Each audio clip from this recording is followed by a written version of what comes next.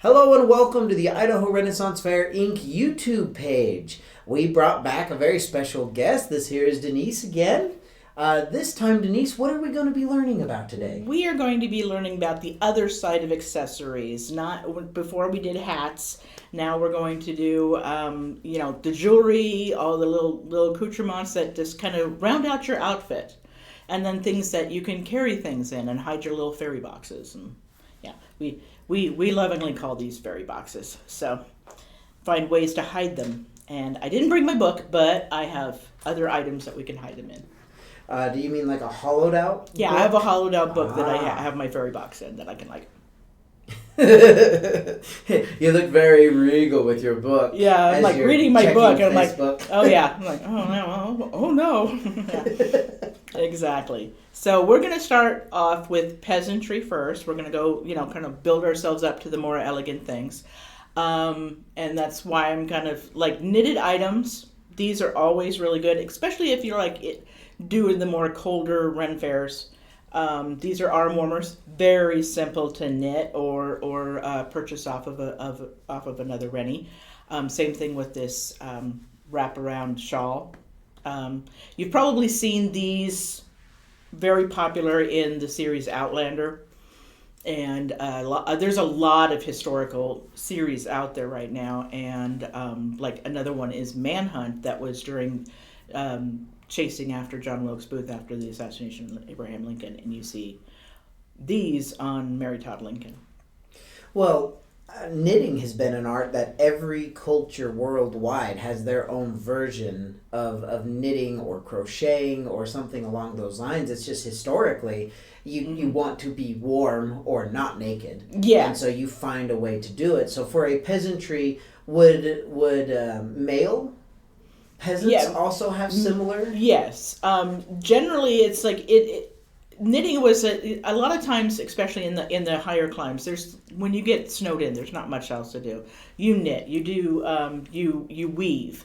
Now a lot of it's also the idea of like that's a man's job, that's a woman's job, isn't necessarily the case when you're in survival, because it's like a lot of this is survival. Let's face it. So these trades were learned by both, and and then knitting also goes into you also make nets to catch fish, and so knitting works its way through all facets of life that you need, and rope making and things like that.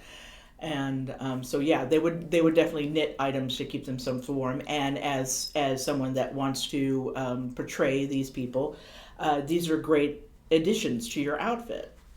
Because we're human, we love to adorn. This is why we talk about accessories. We have an array of different jewelry that we would use. When you're peasant, it's simple stuff. They still want to have rings. They would just, simple broken Well, metal. they're emulating the nobility. It's just like today. You have a person who is in a position of power or authority, or who we consider to be the most beautiful or the most handsome, and you see they have jewelry. You may not be able to have the exact same jewelry, but you want something because it looks good. Yes, it looks good, and it also is like they said, wear your wealth. Simple wood earrings, and then you would fashion yourself simple little. I know it's hard to see here, but I was like try to do that. It's a simple little wooden cross, and you could put that on a string of jute or leather, or even a simple chain. And these things peasants would wear, and because you also want to show your love of the Lord and your place in the station. Well, and wood carving, like you said, if you're in a northern climate and it's in the middle of winter, what better gift than a elegantly carved, cross, crucifix, or bracers, or something along those lines. Yeah, you would definitely have these items, and and we've seen it all the way back to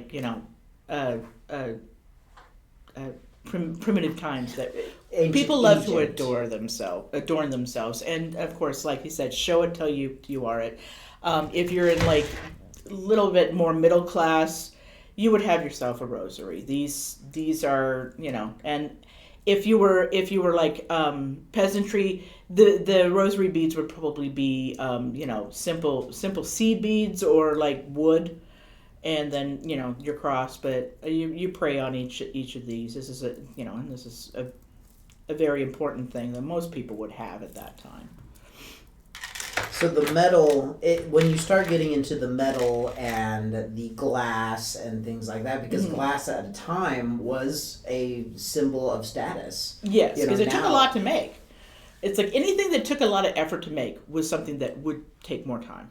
Right. So if you had glass beads, it would be more expensive, and with the metal adornments, it fit very well with the middle class, and it would show your status appropriately. Yes. We see glass beads and, of course, plastic beads, you know, as children's things. They're nothing to be. But in 1490, glass was an art, and you still have lots of people that do that, but it's lost some of that appeal. And the same thing with like lace and things like that. Things that took a long time to make would definitely be considered more upper class.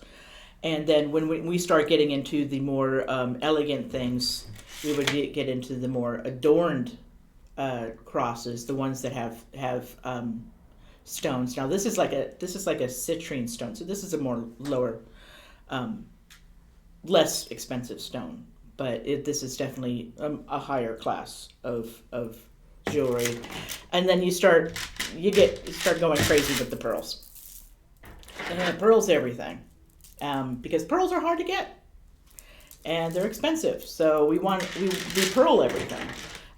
We add, you know, other beautiful like jewels and stuff. So you when you're going more upper class, more nobility and stuff, you start adorning yourself more with like more jewels, more pearls, and this is a time where it's like like we've said, you show it until you are it. So you definitely go crazy with it. Would it be fair to say you might get a little gaudy with it? Yes. There were times, and especially when you got to a certain time, see, this one is like it's got rubies and pearls and, you know, emeralds. So this is very upper class of a cross.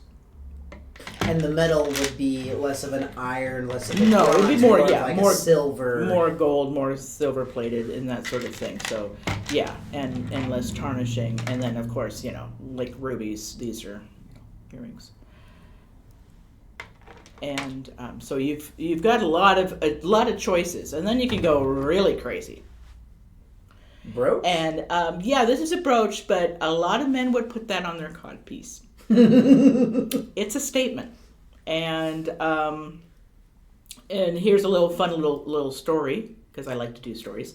We had a wonderful couple that was our Lord and Lady Montague, and they are now with the Colorado Renaissance Fair. And he has, you know, full Elizabethan Tudor guard, and he had the most amazing brooch on his codpiece, and I couldn't stop staring at it. And I'm like, I finally confessed. I'm like, I can't stop staring at your brooch. And he goes, that's the point. And that's why codpieces got a little ridiculous. This is also where the term the family jewels came from. We talk about that in the last one. And to where they would actually put their jewels in their codpiece. So, but you want to adorn it, and you can look at King Henry VIII portraits, and you will see it heavily adorned.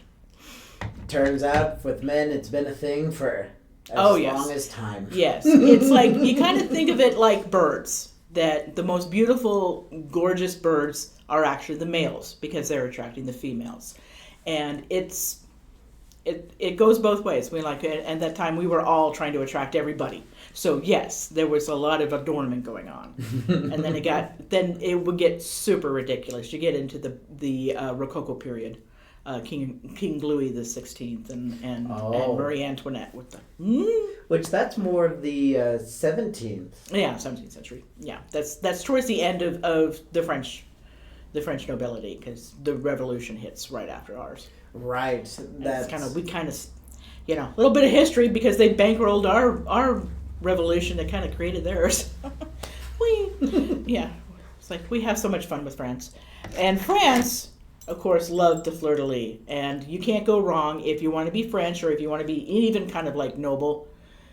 The fleur-de-lis is like, this is the noble symbol. So it's, you can use it in everything. It's like, I've got it here, here. This is actually a necklace I wear when I'm Queen Margot that has a fleur-de-lis. And the fleur-de-lis, of course, is French. Fleur-de-lis. So that's the jewelry, and you can do as little or as much as you want. Same thing. If you decide that you want to be a pirate, it's the same thing. You want to be dripping with your stuff because it's all about the bling. It's kind of almost like rap stars of the late '90s and stuff with their gold grills. And big heavy chains with clocks on it and stuff. You show your wealth, and and it's like you're wearing 4 or 5 rings, and because you are the noble. You are someone to pay attention to. Yes. So, and you can't go wrong, really, when you're adding into your outfit to add these little accoutrements. It's just accessories really make your Renaissance outfit. It's like you can go from like a plain look to nobility pretty quickly.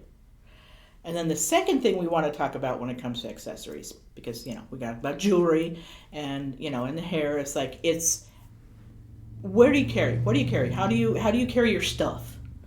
And some simple things, especially for girls, it's like there's a really wonderful thing. You get a basket, and if you want to, you can also put cut out a piece of cardboard, put some like plastic flowers or whatever stuff on it with a little flap, and then you can put all your like modern stuff under there. Your plastic water bottle, your fairy box, your that sort of thing. And so baskets, and for peasantry, perfect. A basket will help you with everything, and it adds to the look. Now, when you're going up in classes, then you start getting your bags. Now there's fancy bags, and it's just fabric. And I know we've already done a tutorial on how to make an easy bag. I think this one was given to me ages ago for Margot. I think this actually came with wine. Oh, so, that's a gift. Yeah. So I have seen people repurposing Crown Royal bags. And it's real easy to do that. You can either find a way to cover up the Crown Royal logo or just flip around. You can't see it. And you just tie it on your belt and you have a bag. Here's another simple bag made with like the stretch. And then you can use, and even men would have bags. This is very similar to like a sporran, which is Scottish, which they would wear, very similar to the codpiece. And you could put your items in that. Is the turquoise on the front, is that a latch, a button? Yeah, it's a button. So it kind of goes through there. Is that a normal? Oh. So to open it up. And it's a simple button, and you can even go so far as to like a magnetic button. But as long as you cover it up with something that looks relatively simple, this one would probably, I would say, this one would be a little bit later because turquoise is kind of a new world. Yeah, it's a new world stone, but it would we're at 1492. And then the rest of the Renaissance is further on. So a lot of those New World items had already been filtering into Europe and England. So you would see them, and people would want to flaunt them because this is something nobody's ever seen before. Look at this. It's turquoise. And it's like, what's that? So that would be a very middle class since it's a single piece of turquoise. It's a single piece, yeah. Because you can't... You don't have all the money to buy everything. It's like the queen would definitely be like, she would have something for every day. Just like we've always talked about recycling dresses and things like that and not being too surprised that a dress may be 5 to 10 years out of date. If you are lower class, and peasantry, you're not getting a new dress. You just aren't. The queen can because she's the queen. She's got all the money. But but your regular wouldn't. And even lower nobility would still recycle dresses. It happens. You can read in older books that talk about the Crusades and things like that. Like the knights that have a lot of power are always mocking lesser nobles because their armor is from a different time period. It's still metal armor. It's still going to protect you, but they're lesser nobles because their armor is older. Yeah, because they can't afford to get new armor made. It's just not a thing. And then you go further up in time. So here's another simple one. It could be, you can adorn it, make it a little bit more fancy. And you can do it's kind of like a purse, but a lot of these were attached to a belt. Belt is another simple thing that you can add to your outfit. I've bought simple belts with simple buckles, leather. You know, you can even do rope. But you have a belt, you tie on your little pouch. And then when you get into later years, these are pockets. And most women's skirts were split. They were split down the side, and then you could put a pocket in it. These were tied on pockets. And you would tie them on your waist, under your skirts, and then you could go and put things in there. But when I talk about pockets, to me, this is a pocket, this is a pocket, this is a pocket, because it's all kind of basically the same thing. And then these could also get heavily embroidered, and you would just tie these on. Everything was tied on. So I laugh because I have a late 1600s outfit that I'm tying on my underskirt, I'm tying on my corset, I'm tying on my bum pad, I'm tying on my pockets, I'm tying on my panniers, and then I put on the dress. So it's a lot. By the time you're done, there's knots. So yeah. But anything that adds to your outfit, pockets. But I can fit. I can fit that in there. Fit that. The panniers got ridiculous because those again in the Rococo period. They got ridiculous where you could actually fit a whole dog in there, or a bottle of wine, and people did. Kind of an ending in this, and in the accessories things, it's kind of like you really can't do wrong. Just do your study, especially if you pick a historical character.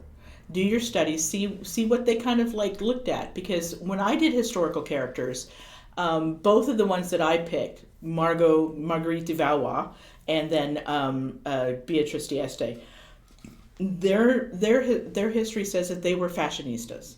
They loved fashion. So of course, I am going to really lean into that. I'm going to have all the fabrics and all the pearls and all the jewelry. But if you have somebody who's Jeanne of Navarre, who was a Huguenot, and she was very and Huguenots at the time were Calvinist, so they were very puritanical. She would be all in black. She would not be wearing jewelry. She would just be very simple, even though she is a queen. So you study your character if you're choosing a historical character, and then have fun with it. Okay, well, thank you so much, Denice, for coming in and giving us that wonderful demonstration. Please do make sure you ask any questions, and make sure if you have any comments, we'd love to hear from them. If there's a particular time period that you enjoy, we can definitely go more into depth. If there is a specific time where you're just I can't find anything about this, or something along those lines, throw it our way. We would love to be able to help you with that. And if you're trying to be authentic, then we are definitely right there with you. We love authenticity. Again, though, we are historic light. It is going to be fun because that's what your Ren Fair experience should be. So we hope that your history is as fun as our history, and we look forward to catching you on the next video that we do. Huzzah! Huzzah!